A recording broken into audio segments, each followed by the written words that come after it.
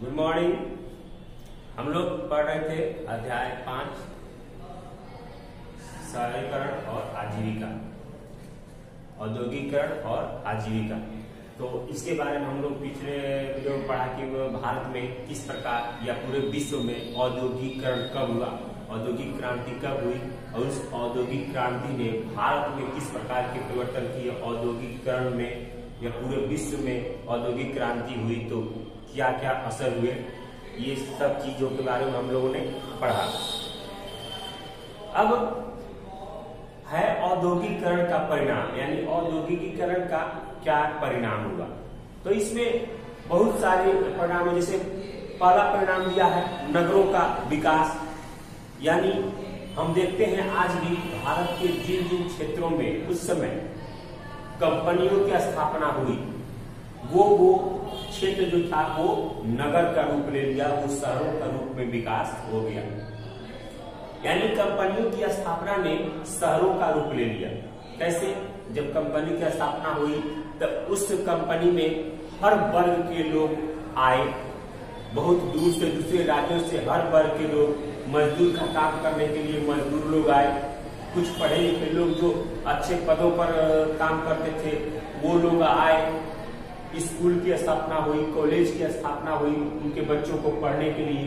तो इस तरह से देखते हैं कि वो विकास करते चला गया। यानी आप देखिए भिलाई का जो कारखाना है वो उसके आसपास भी आज भी सिर्फ उस कारखाने के कारण वो एक बहुत बड़ा शहर का रूप ले लिया है, बहुत बड़ा नगर का रूप ले लिया है।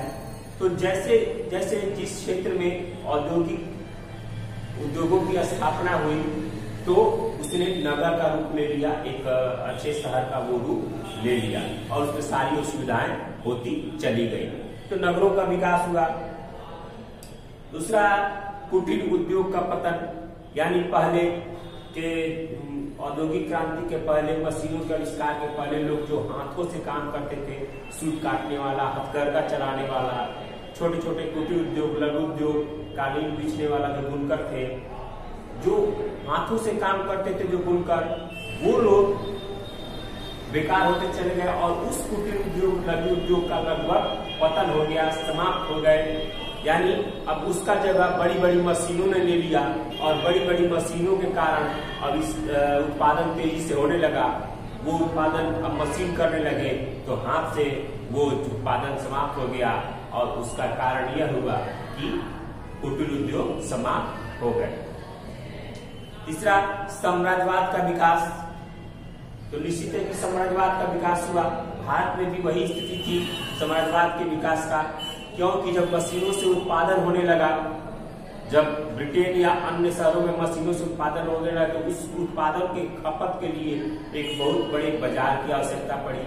और जब बहुत बड़े बाजार की आवश्यकता पड़ी तो बाजार के रूप में उन लोगों ने अपने माल को बेचने के लिए अलग अलग देशों में जाना शुरू किया, अलग अलग जगहों पे जाना शुरू किया।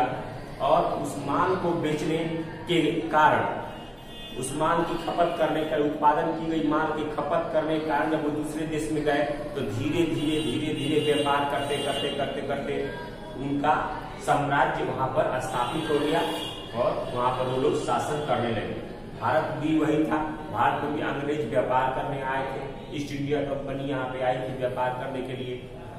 लेकिन धीरे धीरे धीरे धीरे व्यापार करते करते उन्होंने हमारे राजनीतिक, आर्थिक, सामाजिक सभी क्षेत्रों में उन्होंने अपना हुकूमत कायम किया, अपना साम्राज्यवाद स्थापित किया और वो लोग यहाँ पर अपना साम्राज्य चलाने लगे। तो साम्राज्यवाद का भी विकास हुआ। तीसरा है समाज में वर्ग विभाजन एवं बुर्जुआ वर्ग का उदय। अब समाज में वर्ग का विभाजन हो गया, यानी इसमें मध्यम वर्ग भी निकल के आए।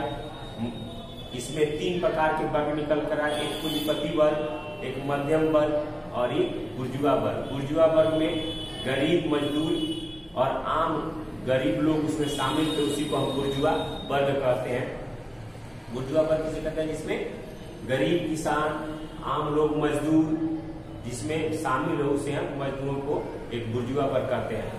तो जिनके पास पूंजी थी, जो छोटे छोटे उद्योगों में स्थापना करते हो तो पूंजीपति वर्ग बन गए। लेकिन जो बीच वाले जो लोग थे, जो थोड़े से पढ़े लिखे जो थे लोग, जो उच्च पदों पर काम कर रहे थे, वो मध्यम वर्ग निकल गए, उसमें से डॉक्टर, इंजीनियर, वकील ये लोग की भी जरूरत पड़ने लगी। तो इंजीनियर ये लोग मध्यम वर्ग में आ गए, तो मध्यम वर्ग का उधर गया। और दूसरा एक मजदूर वर्ग जो बुर्जुआ वर्ग था वो, तो समाज जो था इसके कारण 3 वर्गों में विभाजित हो गया। और ये 3 वर्ग में विभाजित औद्योगिकरण के कारण हो गया। तो 3 वर्गों की भी स्थापना हुई। उसके बाद फैक्ट्री मजदूर वर्ग का जन्म। फैक्ट्री मजदूर वर्ग का जन्म यानी पहले जो लोग थे वो खेतों में मजदूरी करते थे, खेतों में काम करते थे, या जो लघु उद्योग या कुटीर उद्योग होते थे उसमें काम करते थे जो मजदूर वर्ग। लेकिन जैसे ही फैक्ट्रियों की स्थापना हुई तो वो एक फैक्ट्री मजदूर जन्म लिया, यानी फैक्ट्री मजदूर के रूप में वो सामने आए। यानी वो थोड़े से प्रशिक्षण देकर, थोड़ी सी ट्रेनिंग देकर उसको वो लोग कंपनियों में काम लगे रहता, वो अपने को फैक्ट्री का मजदूर मानते थे। यानी फैक्ट्री में उनको काम करने की जानकारी होती थी और वो अपने आप को फैक्ट्री के मजदूर मानते थे। तो एक अलग वर्ग ही बन गया कि एक फैक्ट्री में काम करने वाला मजदूर है, इसकी कुछ जानकारी है उसके बारे में। तो एक फैक्ट्री मजदूर वर्ग का भी जन्म हुआ।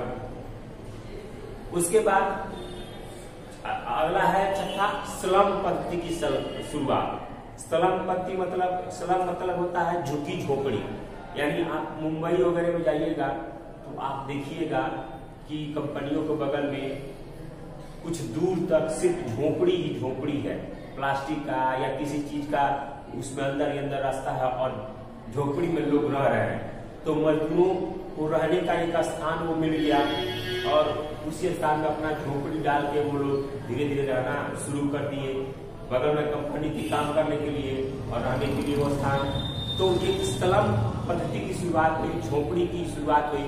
और झोपड़ी एक बहुत दूर क्षेत्र में काफी संख्या में मजदूर वहां अपना झोपड़ी लगा के, वो प्लास्टिक का हो, तंबू का हो या घास फूस का हो, जिस तरह का हो, वो झोपड़ी लगा कर रहने को मजबूर थे, क्योंकि उनके पास रहने के लिए मकान नहीं थे और कमाने के लिए फैक्ट्री में था, लेकिन फैक्ट्री मकान नहीं दे पाती थी रहने के लिए, तो वो लोग झुग्गी झोपड़ी में रहना शुरू कर दिए। तो एक वो भी पद्धति शुरुआत हुई और हर कंपनी के आसपास का एक छोटा सा इलाका उस प्रकार का बनने लगा। तो ये था आप लोगों का औद्योगिकरण का परिणाम, यानी औद्योगिकरण के क्या परिणाम हुए।